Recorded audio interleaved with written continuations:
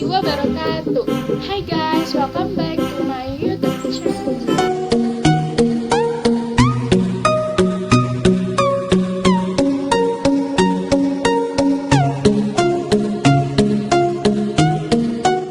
Assalamualaikum warahmatullahi wabarakatuh. Halo semuanya. Perkenalkan, nama saya Oisur Amanah Asdiniah dengan NIM 2000034. Saya berasal dari Universitas Pendidikan Indonesia, Kampus Cibiru. Oke, jadi di my first video ini saya akan membahas dan juga berbagi pengetahuan sedikit nih tentang pentingnya landasan pendidikan. Jadi sebelum kita lanjut ke materi yang akan kita bahas, jangan lupa kalian subscribe channel ini dan juga jangan skip videonya ya. Jadi sebelum kita membahas tentang pentingnya landasan pendidikan, sebelumnya saya ingin membahas sedikit dulu nih tentang apa itu landasan pendidikan.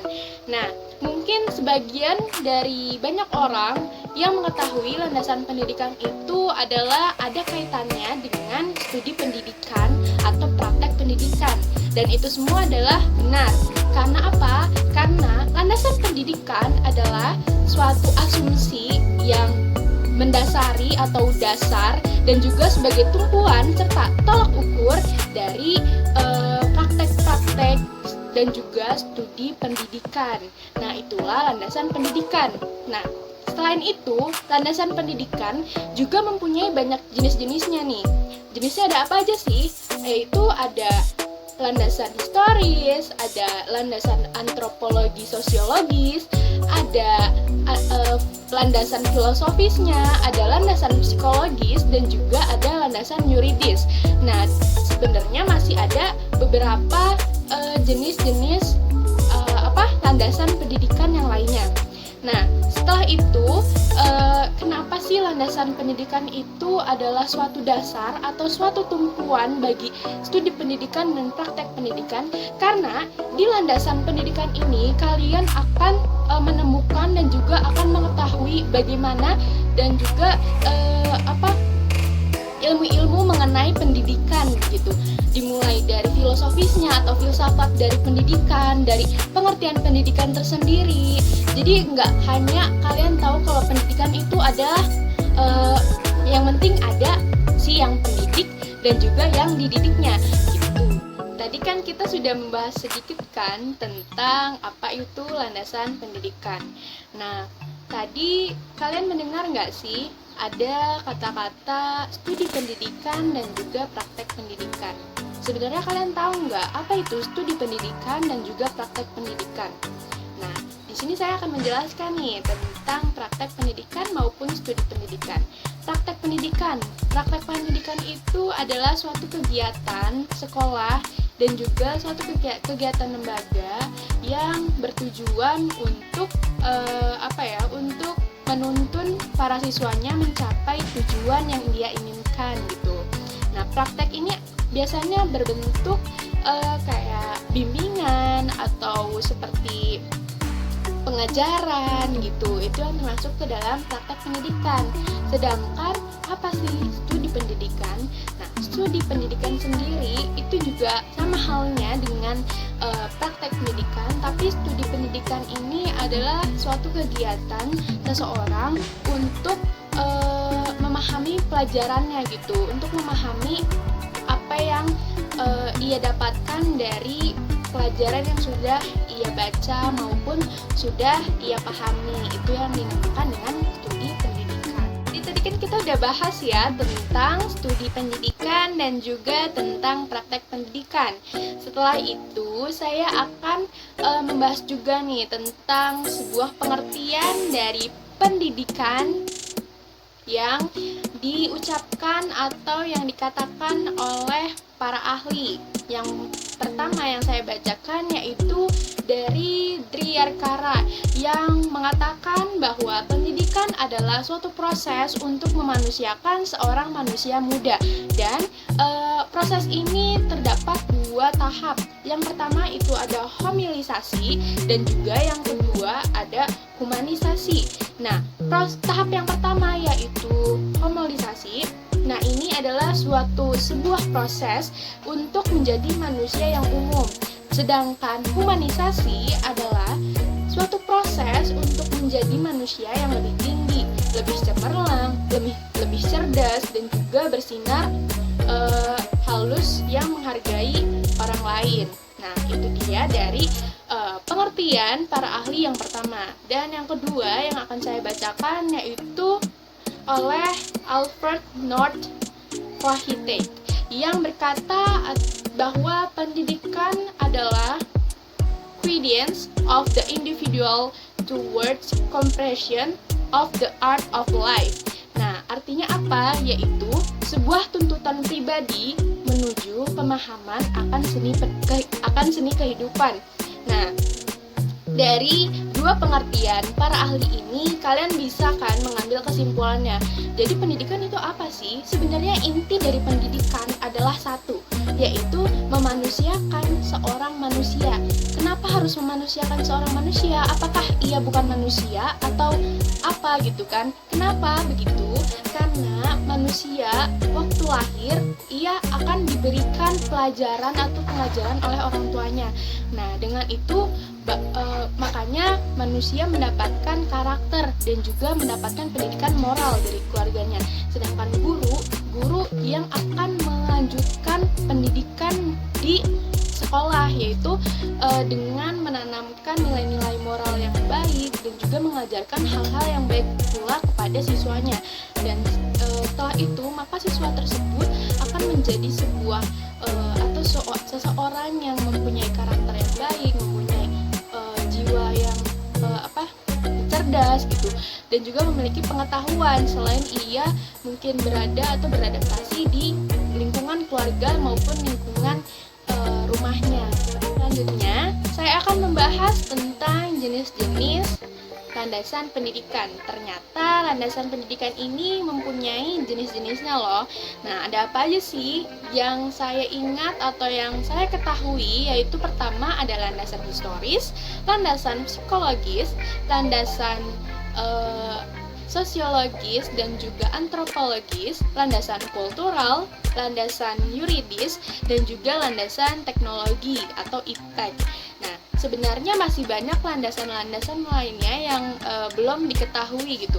Jadi kalian jangan lupa selalu memikirkan atau selalu ingin yang lebih gitu. Jadi kalian akan mencari tahu apa saja sih landasan pendidikan dan juga jenis-jenisnya gitu. Nah, di sini saya akan berbicara mengenai landasan pendidikan dari jenisnya. Jenis yang pertama yaitu ada landasan historis. Landasan historis itu biasanya mempelajari tentang proses pendidikan atau sistem pendidikan yang terjadi di masa lalu dan juga di masa sekarang atau yang akan terjadi juga di masa depan. Jadi landasan historis ini itu bisa membuat kita mengetahui bagaimana sistem pendidikan dan juga cara pengajaran yang dilakukan oleh zaman dahulu dan juga zaman sekarang. Jadi itu ada perbedaan yang signifikan. Makanya dari landasan historis ini kita bisa mengetahui bahwa ternyata setiap pendidikan dari zaman ke zaman itu selalu berbeda gitu. Nggak akan pernah sama, karena kita akan mengalami sebuah inovasi dan juga sebuah perubahan gitu. Nah, yang kedua adalah mengenai landasan psikologis. Landasan psikologis itu biasanya adalah landasan yang atau pendidikan yang membahas mengenai psikologis anak atau tentang pemahaman seorang anak murid yang akan kita ajarkan nanti. Nah, di landasan psikologis itu kita belajar bahwa setiap anak itu mempunyai karakter yang berbeda-beda dan setiap anak itu tidak mempunyai karakter yang sama. Jadi ketika kita sedang mengajar atau sedang menjadi seorang guru atau seorang pendidik, maka kita harus mengetahui dulu karakter anak murid kita, karena tidak semua orang menganggap tidak semua murid mempunyai karakter yang sama. Istilahnya ketika murid itu rajin belum tentu yang lainnya rajin, dan juga sebaliknya ada murid yang malas tapi mungkin murid itu malas ada alasannya gitu. Jadi sebagai biasanya guru yang mengajarkan harus tahu kenapa anak ini malas, kenapa anak ini mempunyai ataukah anak ini mempunyai masalah atau sebagainya.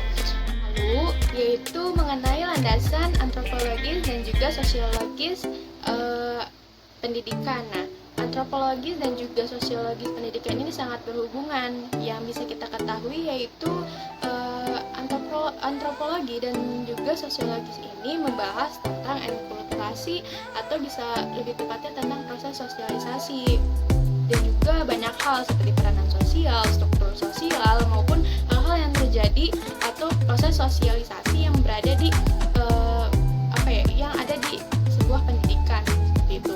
Lalu ada landasan teknologi atau iptek. Nah, seperti yang kita ketahui bahwa sekarang atau pada era-era sekarang ini pendidikan sudah mulai berkembang dengan munculnya teknologi, yaitu dengan munculnya teknologi ini kita bisa lebih mengeksplorasi pengetahuan yang ada di berbagai macam negara yang ada di dunia.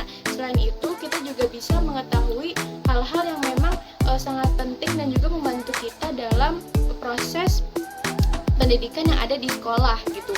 Nah, mungkin dengan adanya teknologi ini kita bisa lebih mudah untuk mencari sesuatu atau mengembangkan sesuatu dengan dengan mungkin kita mencari di internet atau mencari di web-web yang lainnya gitu. Tapi dengan adanya teknologi juga itu bisa membuat para peserta didik atau para siswa-siswa menjadi malas, karena sebagian besar mungkin ada yang berpikiran bahwa dengan adanya teknologi mereka semua memanfaatkan teknologinya dengan tidak benar, atau seperti mencari jawaban saat ujian di internet dan juga sebagainya. Lalu ada yang terakhir, landasan yuridis. Nah, landasan yuridis ini adalah landasan hukum yang berkaitan dengan pendidikan. Ternyata pendidikan juga ada undang-undangnya mengenai sistem pendidikan, mengenai kurikulum, mengenai banyak hal yang yang ada atau yang berkaitan dengan proses pendidikan. Tidak bisa mendapatkan pendidikannya karena mungkin mereka tinggal di daerah-daerah terpencil atau daerah-daerah terpelosok. Selain itu, seperti yang kita ketahui bahwasannya pendidikan di Indonesia itu sangat tertinggal jauh di mata negara, karena saya pernah mendengar dari profesor Universitas Harvard bahwasannya beliau berkata bahwa Indonesia itu pendidikannya sangat jauh dan tertinggal 128% dari negara-negara yang ada di belahan dunia ini. Kenapa? Karena dari situlah kita bisa tahu bahwa perkembangan pendidikan di Indonesia ini sangatlah kurang gitu, tidak berkembang sama sekali, karena Indonesia ini hanya memakai sistem yang yang sudah dipakai pada zaman dulu, jadi masih belum move on dari pendidikan zaman kolonial Belanda. Maka dari itu banyak sekali sekolah-sekolah yang menekankan muridnya untuk belajar dan juga untuk menguasai seluruh pelajarannya tanpa mengetahui bahwa siswa tersebut ternyata mempunyai minat atau bakat di bidang yang lainnya gitu. Makanya kita sebagai guru harus mengetahui dan juga harus berfokus kepada apa yang disenangi dan juga apa yang disukai oleh siswa tersebut. Karena jika kita mengajarkan atau membimbing anak tersebut untuk menggapai cita-cita dan impian yang mereka inginkan, maka kita juga akan mendapatkan mendapatkan manfaatnya gitu.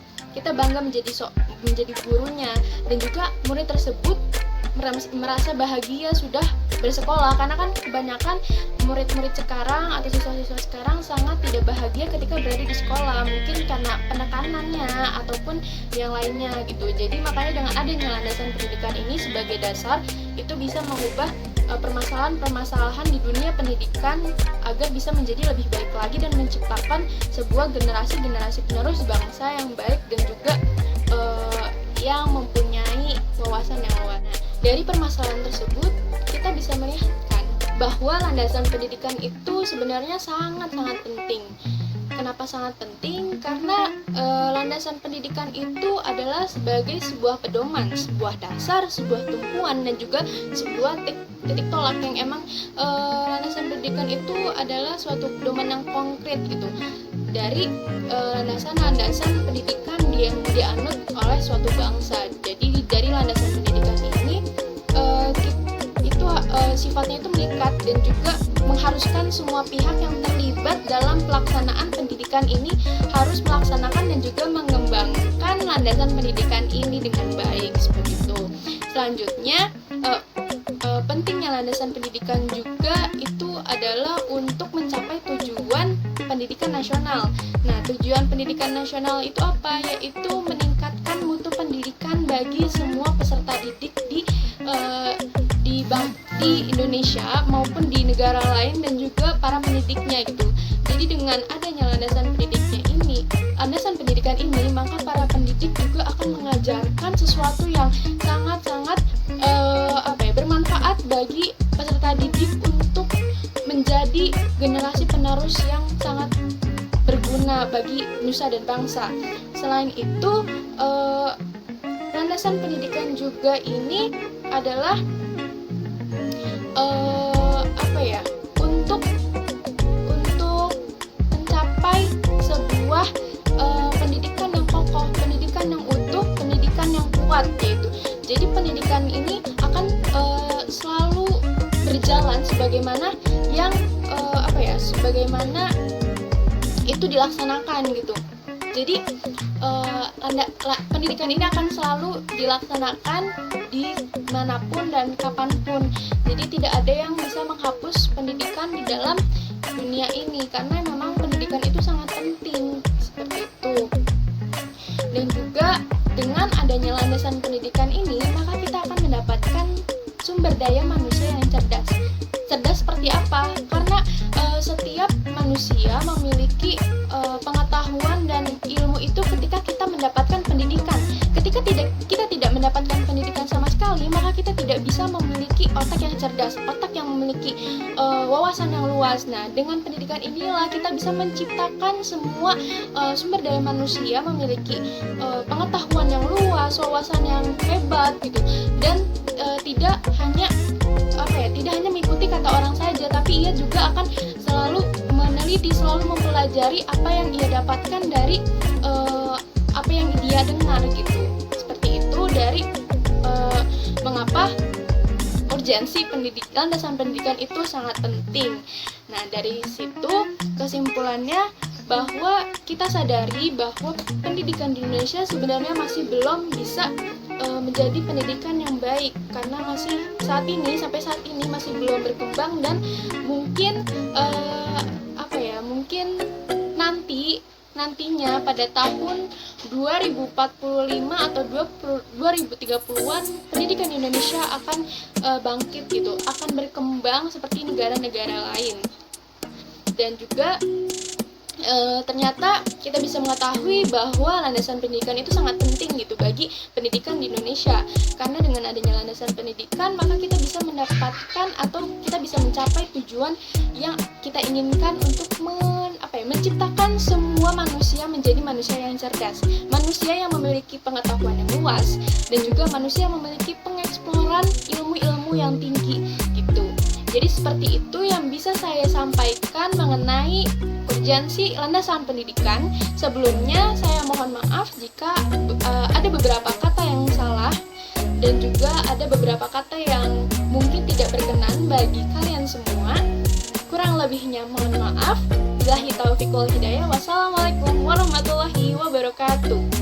Indonesia membutuhkanmu, merdeka!